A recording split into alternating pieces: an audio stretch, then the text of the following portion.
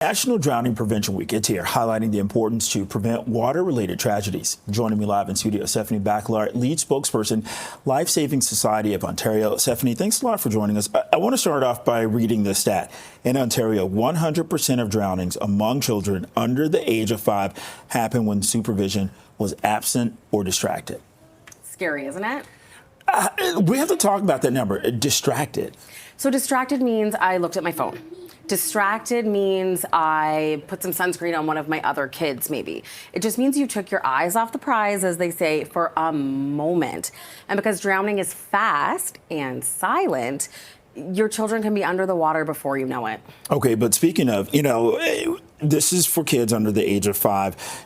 We talked about this. The soonest that kids can start learning how to swim, 3 months old. If your kid is already in that group, you may say they should be fine. Yeah, so one way that we kind of assess whether or not we're, safe for swimming in the water is using the swim to survive standard, which is treading water for a minute and then swimming, 50 meters, because you have to be able to swim quite a distance to, be safe. But we do see a lot of parents get to the age of, 5, 6, 7 years old, and they start to think, oh, my kids could swim, they're fine. You always have to be within arm's reach. And then there's this. Swimming alone accounted for 71% of drowning deaths in adults 65 and older, 57% in adults 35 to 64. Let's talk about that. Yeah, so being alone, whether you're, in a pool or open water, and sometimes drowning deaths are actually even happening in bathtubs, it's a major risk factor because there's no one there to help you.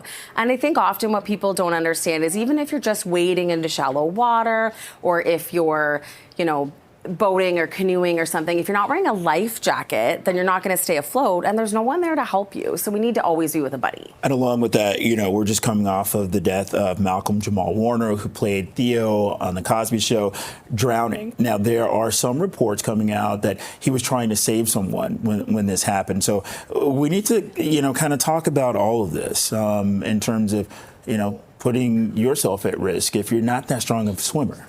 Yeah, so anytime that you see someone in trouble in the water, the first thing to do is call 911. We never want you getting in the water yourself.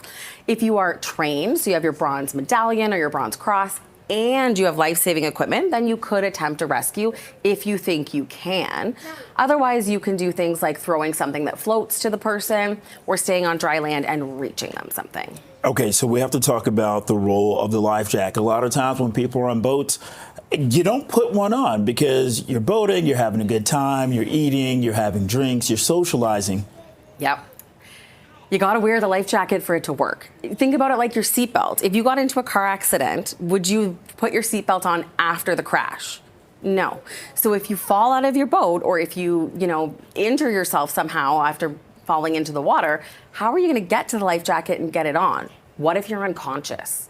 So you need to be wearing the life jacket before something happens, or it can't work. Okay, so I need you to make this hit home for us. Yeah. We're only in July right now. Mm-hmm. There's still a lot of summer left. How many drownings or near drownings do you normally hear about during this time of year all the way up through the end of August? Yeah, so we do see a major spike in the summer, obviously. Between May and October is your typical drowning season, with July usually being your hottest month and having the most. So far for our preliminary data, I think we've heard about from news reports, 40 plus drownings in Ontario alone this year. And we have to remember that these are preventable. Okay, and with that, what do you want to leave the audience with, whether they are, that sort of young, vibrant, healthy group, the teens up till 30, the 34 to 64, 65 and older, and then those with kids? So a lot of them are similar messages. Always swim with someone else. You never want to be in the water alone, swimming, boating, whatnot. Wear those life jackets. Alcohol is not for swimming. It is not for boating. It is not acceptable, and you cannot do it. If you have young children, especially those under the age of 5, like we said, you have to be constantly watching them and be within arm's reach at all times. Okay, Stephanie Bakalar, lead spokesperson, Life Saving Society Ontario. Thanks a lot.